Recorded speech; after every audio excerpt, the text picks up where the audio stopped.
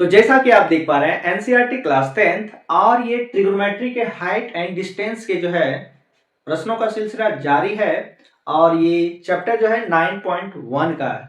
हालांकि 9.1 में इतने क्वेश्चंस नहीं है जितना हम कवर कर रहे हैं, ठीक है। फिर भी क्वेश्चन ये मजेदार है। क्वेश्चन कुछ इस तरह से है क्या कि एक क्षैतिज तल पर स्थित किसी वस्तु, क्षैतिज तल समझ में आती है, जमीन को जो है क्षैतिज तल कहा गया है, ठीक है।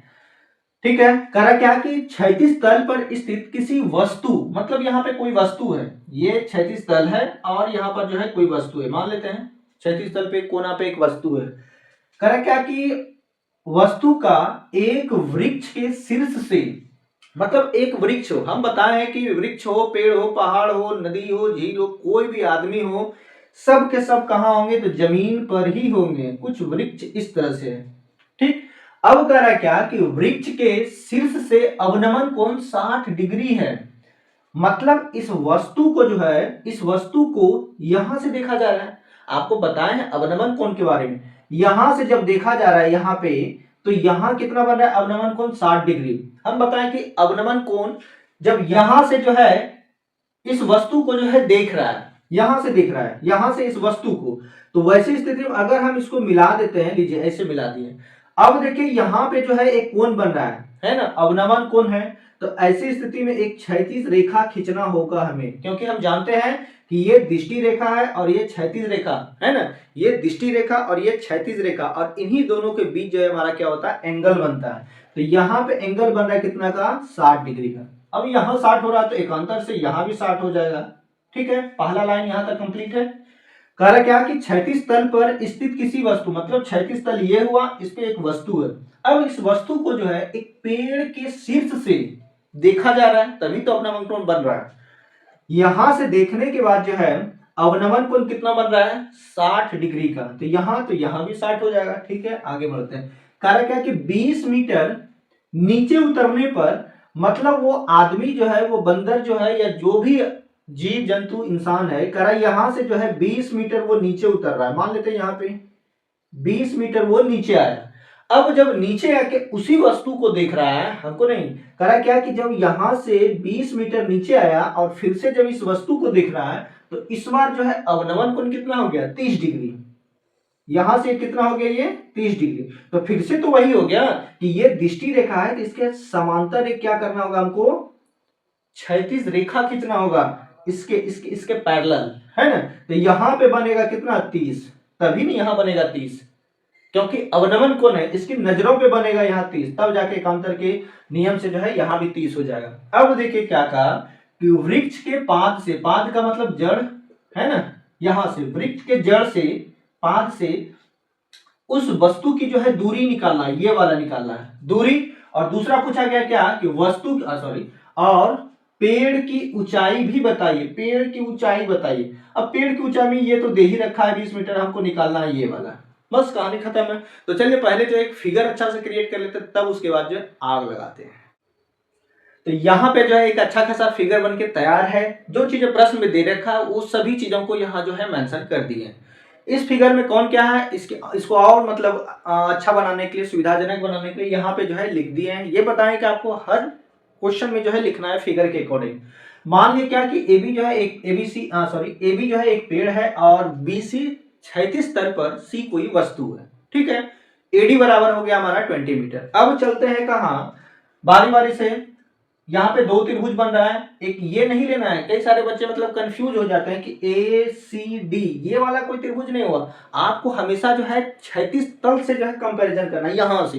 तो यहां से अगर तुलना करेंगे तो ABC या फिर जो है DBC, है ना, हमेशा ये क्षैतिज तल को तो लेना ही है, क्योंकि यहाँ 90 एंगल बन रहा है ना, क्योंकि इसी से तुलना किया जाएगा, ठीक। तो चलते हैं, पहले लेते हैं DBC में। अब जब तब समकोण त्रिभुज DBC में, ठीक है, समकोण त्रिभुज DBC में। अब देखिए, ना ही इसका मान पता है ना ही इसका मान पता है, हमको दोनों का मान जो है निकालना है, ठीक है। फिर भी लेके बढ़ते हैं, देखते हैं। मंजिल कब प्राप्त होगा? 10 लगाए 10 30 और ये हो गया dv अपॉन, मेहनत को जारी रखना है, आज न कल तो मुश्किलें हारेगी और मंजिलें जो है प्राप्त होगी। 1/√3 इक्वल टू हो गया dv upon bc, by cross multiplication करते हैं इसलिए bc बराबर कितना आ गया हमारा dv√3। ठीक है, इसको मान लेते हैं समीकरण 1, हो सके भविष्य में जो है यूज हो इसका। अब चलते हैं त्रिभुज ABC में, पुनः कहा जाना है? समकोण त्रिभुज ABC में। ठीक है, ABC में क्या करोगे जाके, यहां लगा दो 10 60, 10 60 जानते हो क्या होता है? P/B है ना, इस एंगल के लिए P हमारा AB होगा और BC जो है B होगा। 10 60 का वैल्यू जानते हो? जानना पड़ेगा। AB में दो हिस्सा है, क्या बोले? AB में दो हिस्सा है, एक है AD और दूसरा है DB। नीचे भाई साहब BC को रहने दो, कोई दिक्कत परेशानी दुख समस्या पीड़ा नहीं है, बहुत अच्छी बात। अब यहां पे क्या करो, यहां पे वही करो जो यहां किए थे बाय क्रॉस मल्टीप्लीकेशन। तो क्या हो गया BC√3 इक्वल टू AD का मान देखो दे रखा है कितना 20 प्लस और ये हो गया हमारा DB। अब देखिए BC का मान तो निकाले हैं समीकरण 1 में, रख दो ना। BC का कितना है dB√3 इंटू √3 बराबर हो गया 20 प्लस dB। ये कहां से आया, इसको मेंशन करो, ये सब मत भूला करो, छोटी छोटी चीजें जो है ना आपको बहुत ऊंचाई तक लेके जाएगी। तो यहां से आ गया √3 इंटू √3 तो हो गया 3 dB और ये आके माइनस हो जाएगा, यानी कि 3 dB minus dB equal to आ गया 20 या 2 dB बराबर हो गया 20 या dB बराबर हो गया 20/2 यानी कि ये आ गया कितना dB का मान 10 रुपए थे तुरतुरे। ठीक है, ये dV का वैल्यू कितना आ गया 10। अब देखिए जब dV का वैल्यू आ गया, ये आ गया, ये आया 10। ठीक है, तो 10 ये और 20 ये, मतलब पेड़ की कुल ऊंचाई कितना हो गया 30। अब यही dV का मान जो है समीकरण 1 में रख देते हैं। ठीक है, यही चीज को यहां लिखना है कहां पे लिखना है, यहीं पे लिख देते हैं। ठीक है, आपको नीचे करना है dV का मान, अब dV का मान समीकरण 1 में देखा, समीकरण 1 का यूज हो गया ना, रखने पर क्या मिलेगा, वही जो मेहनत करेगा। dV का मान यहां पे रख दीजिए, तो क्या होगा 10 इंटू √3 का वैल्यू तो सबको पता है, बच्चा बच्चा को देखोगे गली में चिल्ला रहा है 1.732, इसको गुना करोगे तो आगे कितना 17.32।